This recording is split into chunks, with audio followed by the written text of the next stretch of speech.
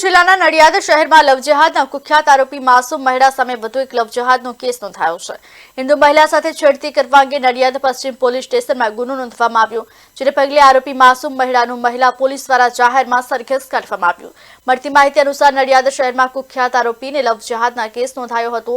હિન્દુ મહિલાની છેડતી, અપહરણ, જાનથી મારી નાખવાની ધમકી, મહિલાના પતિ પર ગાડી ચડાવી, બાળકો પર એસિડ છાંટી મારી નાખવાની ધમકી બદલ પોલીસ સ્ટેશનમાં ફરિયાદ નોંધાઈ, જેના પગલે લવજેહાદના આરોપીને નડિયાદ વલ્લભનગરથી તેના ઘર અને ફાર્મ હાઉસ ખાતે સરઘસ કાઢી લઈ જવામાં આવ્યું। અગાઉ વર્ષ 2015-16માં હિન્દુ છોકરીને લવજેહાદ અંતર્ગત ફસાવવા બદલ કોર્ટમાં કેસ ચાલુ છે। એક મહિના અગાઉ તેના ઘરેથી ગેરકાયદેસર વીજ જોડાણ પણ ઝડપાયું હતું।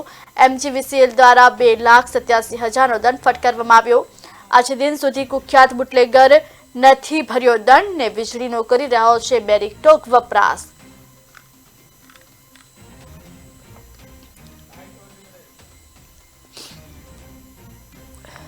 પહેલા તો તમારા થકી નડિયાદ જે યોગીરાજ અવધૂતની એક જે ધાર્મિક નગરી છે માટે હું નડિયાદ વાસીઓને ખાલી એટલું જણાવવા માંગુ છું કે 2015-2016ની અંદર આજ એક એવો વ્યક્તિ કે અતિ નિમ્ન કક્ષાની એની જે માનસિકતા જે છે, એની જે વિકૃત માનસિકતા, જેને લઈને એને હિન્દુ છોકરીને ફસાવાઈ અને લવ જિહાદ જેવા આંતરરાષ્ટ્રીય ષડયંત્રનો ભોગ બનાવવા માટે જે એને કૃત્ય આચર્યું હતું, તો એની વિરુદ્ધમાં ઓલરેડી અહીંયા આગળ ગુના દાખલ થયેલા છે અને નામદાર કોર્ટમાં એક કેસ ચાલુ છે।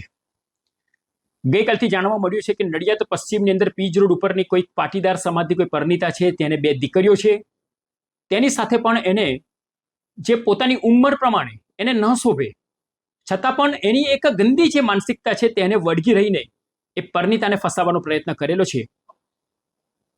જાણવા એટલે સુધી મળેલું છે કે તેની વિરુદ્ધમાં અપહરણ છે, એની 2 નાની દીકરીઓ છે, તે બંને નાની દીકરીઓને એના પતિને પણ જાનથી મારી નાખવા સુધીની ધમકીઓ આપેલી છે। ગાડીમાં એને બળજબરીથી બેસાડીને અલગ અલગ જગ્યા ઉપર કંઈક લઈ ગયો છે, એ પ્રકારની કંઈક ફરિયાદ પશ્ચિમ પોલીસ સ્ટેશનમાં થઈ છે। પરંતુ આપના માધ્યમથી જિલ્લા પોલીસ અને પ્રશાસનને એટલું કહેવા માંગુ છું કે જ્યારે લવ જેહાદ જેવા કાયદાની આટલી સોલિડ એક જોગવાઈ થઈ છે, ત્યારે આ પ્રકારના જે રાક્ષસી કીડા કહેવાય એવી માનસિકતા વાળા અને હિન્દુ સ્ત્રીઓનું શિયડ લૂંટવા વાળાની માનસિકતા વાળો આવા આરોપી જે સમાજમાં ખુલ્લેઆમ ફરી રહ્યા છે, તે સમાજ માટે ખૂબ જ ચિંતાજનક છે। માટે આવા આરોપીઓ માટે ખાસ કાયદાની ઘણી બધી જોગવાઈ છે, તે જોગવાઈનો પણ ઉપયોગ કરીને અને કાયદાનો ડર શું છે, કાયદો શું છે, પોલીસ શું છે, તે બતાવવું ખૂબ પહેલા તો